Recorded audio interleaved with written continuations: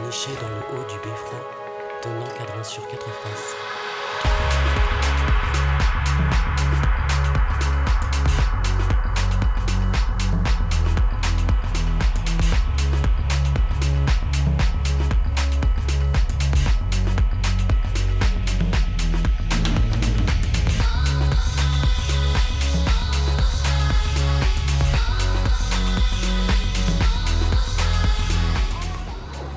So it's not often I get out of the studio to spend a nice sunny day in Belfast. I'm here at the Ulster Museum for the launch of the Belfast International Arts Festival.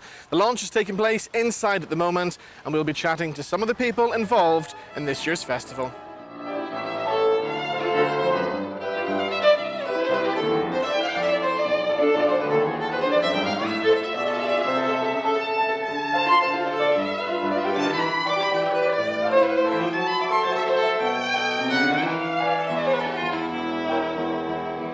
So Ruth, we heard you performing in there. Tell us about the piece that you did in there for us. So Joanne Quigley and myself, Joanne, is from the Fuse Ensemble in Uri, who's also performing in the festival. We played some Piazzolla, which Joanne is playing in her concert, which is connected with BMS.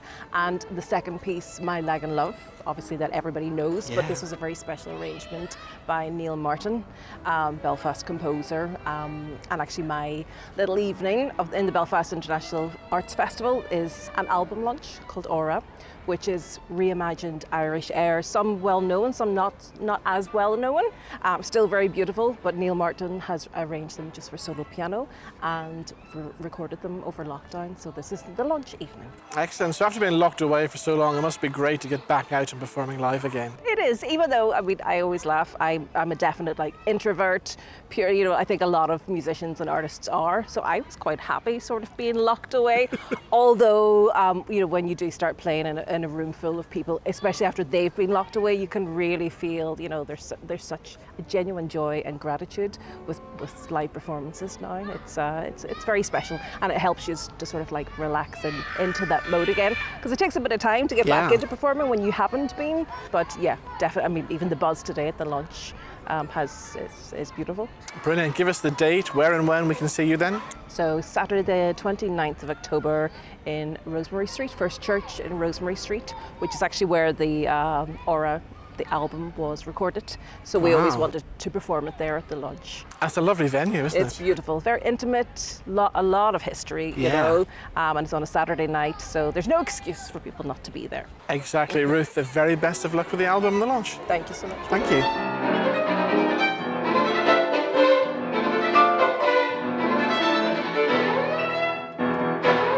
So Zoe, here we are in Belfast. The sun is shining. Isn't this just a fabulous day? Yeah, it's gorgeous. Wouldn't want to be anywhere else.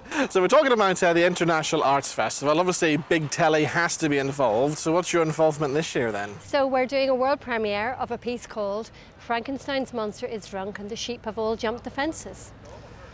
What a title, and I'm glad you remembered it, because I would never remember the name of it. How did it all come about? Tell us the story behind this. It's a short story by Owen Booth, and it won the Moth Short Story Prize in 2018. I read it at that stage and just fell in love with it and started communicating with Owen and saying, please, can we do an adaptation? And he was up for it. So that's what we're doing. It's a really beautiful story. It's kind of about what would happen if Frankenstein's monster turned up in your community and had to kind of fit in. How would we all respond? So it's funny, but it's also got a lot of depth and a lot to say about post-conflict, and it's extraordinary crack.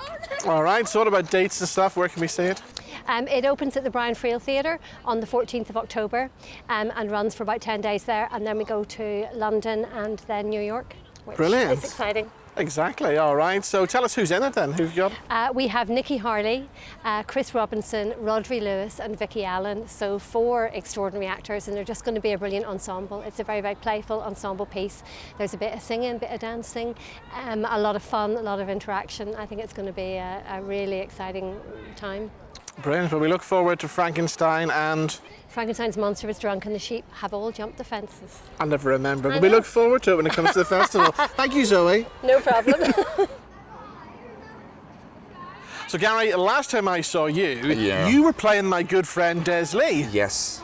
Miami show band story. I was, yes, and I've changed career paths and moved behind the table, and I'm now a producer for Cahoots NI, a fantastic local theatre company who specialises in making theatrical adventures for young people and their families. And I remember the show last year was something quite spectacular. Yes. So how are you going to top that? Well, the Grim Hotel last year was absolutely fantastic. Sold out before we opened, which was amazing. During a COVID time, we were able to reduce the audience numbers right down and have a real intimate environment where everything was socially distanced. Now this year, with everything sort of expanding, we've expanded the show. So we're now have 45 people in the audience, but we're still going to keep that intimate setting. And this year we're hosting a show called The Ghost House.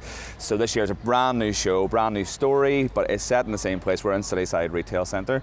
We are in the back there, about 12,000 square foot warehouse, which we have completely reimagined again. But this year it's going to be a little bit more spooky. I think that's what's got a bit of feedback last year that people wanted scarier stuff. So we're going down a real ghost story route this year, original stories, and it's going to be amazing. It's going to be fantastic.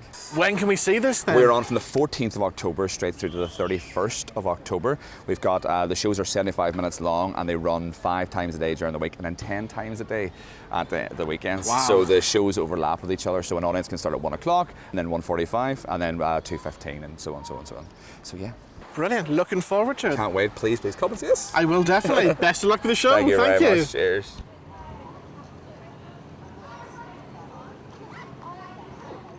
The main man is here. Richard, 60 years of the festival. It must be great to be involved in the 60th anniversary.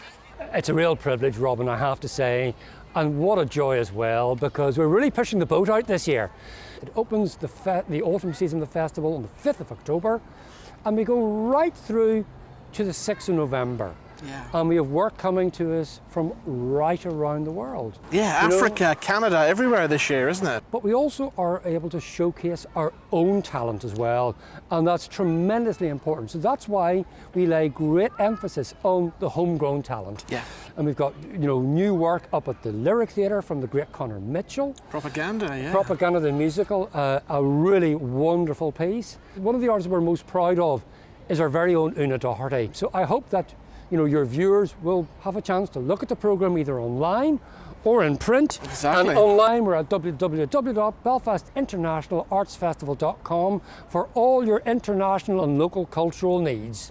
Now, one of the shows that I'm looking forward to seeing is Paul Carrick. It's always worth going to see. And when you think of the career he's had, from Ace in the 70s to Squeeze, Mike and the Mechanics, and a big solo career as well. I actually have at home, Robin, viewers, this is how old I am. I have the original 7-inch vinyl of How Long by Ace. Really? I have. Wow. And I'm a very big fan. That sort of a blue-eyed soul that he specialises in is terrific.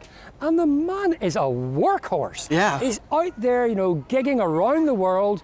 When he was here last, just before COVID, he sold out the Opera House in a very short period of time. So that's one to get onto very quickly, guys. I just opened the brochure there at How to Fail as a Pop Star. Tell me about that. Well, that's another Canadian work. There's a big focus on Canadian artists working in contemporary culture. And Vivek Shreya is a trans artist who is at the top of her game, really better known for her writing, for her novels. But this is more of a cabaret piece. How to Fail as a Pop Star is really a bittersweet story of her journey through showbiz. And it's a very beautiful piece of work. She is great, funny, eclectic, vivacious, and she's with us in the first week of the festival. So that's fantastic. That'll be at the Mac, and it's sort of juxtaposed against Frank McGinnis's play, which is downstairs in the Mac.